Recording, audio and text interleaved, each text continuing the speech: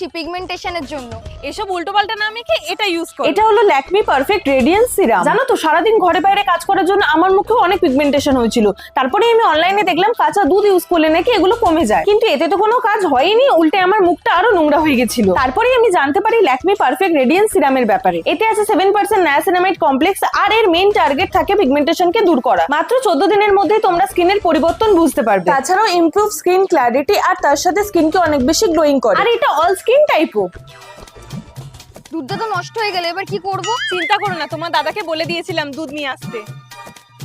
আর হ্যাঁ, প্রোডাক্টটা তোমরা purple.com এ পেয়ে যাবে, বা আমার কিওয়ার্ডটা স্ক্যান করে নিতে পারো। আর আমার প্রোমো কোড LAPRBG 45 ইউজ করলে তোমরা 45% ডিসকাউন্টও পেয়ে যাবে। আর 180 টাকারও কমে এটা পেয়ে যাবে। টাটা।